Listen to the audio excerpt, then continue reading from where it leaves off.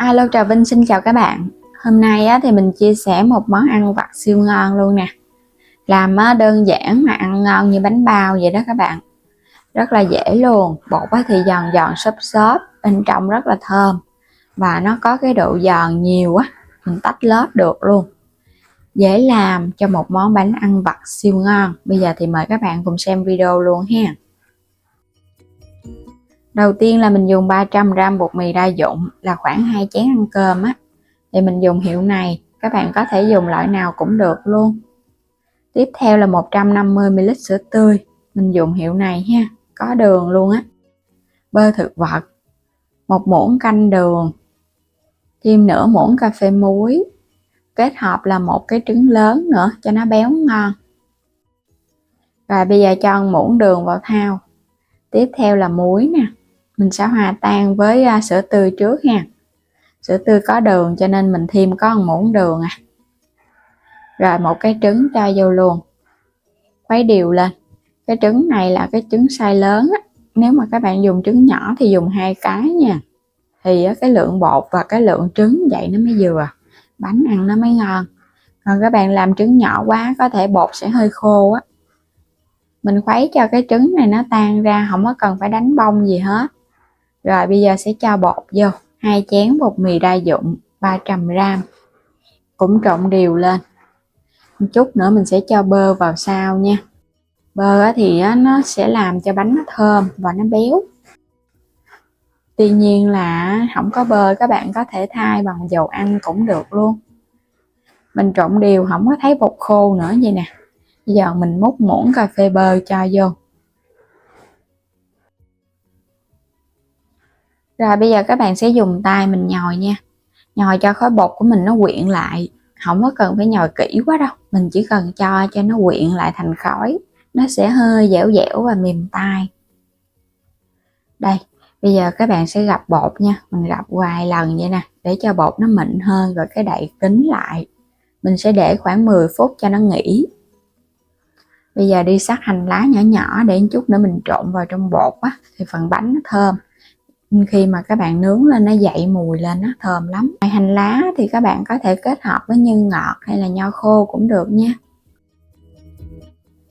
Rồi bây giờ các bạn sẽ gập bột lại thêm vài lần nữa để cho phần da bên ngoài nó láng mịn hơn.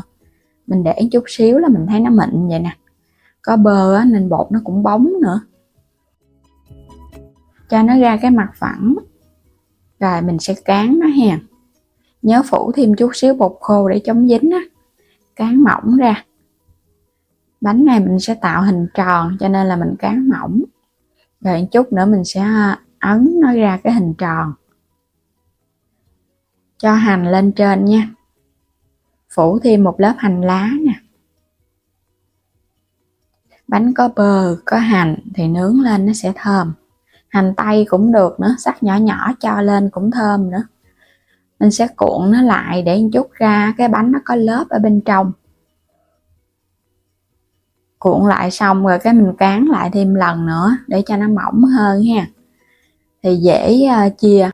Ở trong kênh mình có bán thêm các sản phẩm liên kết với Shopee á, thì mời các bạn bấm vào ảnh kênh Alo Trà Vinh, chuyển đến cửa hàng rồi cái lựa chọn nhiều sản phẩm ở trong cửa hàng ủng hộ mình ha.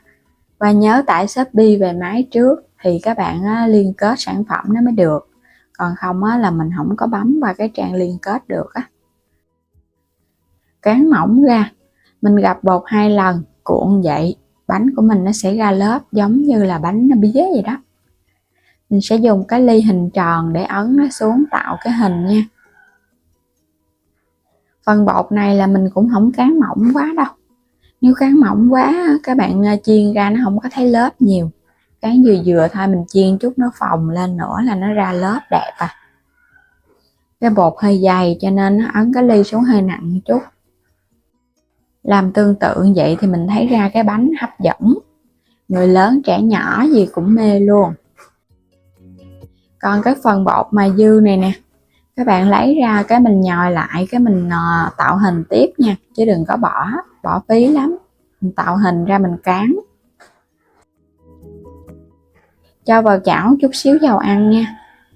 Bánh này là mình rán với cái kiểu ít dầu. Đừng có chiên nhiều dầu quá nó ngập ăn cũng ngán lắm. cho dầu ít, các bạn sẽ lấy bánh rồi làm nóng cái chảo. Mình hãy cho bánh vô từ từ ha, để mức lửa trung bình thôi, đừng có để lửa cao quá bánh chín áp. Ở đây là mình nướng áp chảo chứ không phải là chiên ngập dầu, cho nên là các bạn nướng kỹ một chút để bánh nó chín từ từ, nó sẽ nở lên. Cái chảo này mình nướng nhiêu thôi để dễ trở bề bánh. Mình sẽ lật qua một lần nha, để cho mình thấy nó vàng vậy nè, để mình thôi chút nữa nó dễ khét lắm á. Lật qua một lần đi rồi cái mình nướng tiếp chút xíu nữa nó vàng, cái mình trở lại thêm một mặt nữa, thì vậy nó sẽ bảo đảm hơn. Để mức lửa trung bình, mình đậy nắp một chút xíu đi, bánh ở bên trong nó sẽ chín kỹ. Rồi không kiểm tra nó hơi vàng quá luôn các bạn ơi, nhưng mà vậy cũng không sao nha, nó cũng chưa có bị khét đâu, nó vàng nhiều quá thì nó giòn. Nướng 3 chảo mới hết nổi cái bánh này á, nhưng mà nướng nhanh lắm, nướng chút xíu vài phút là bánh nó chín. Nhớ đậy nắp thì bên trong nó sẽ chín kỹ. Mình gấp ra hết. Bánh này làm xong á các bạn, nhà có trẻ em là mê lắm nha, hốt lần là một nắm ăn luôn á, ngon như bánh bao vậy đó.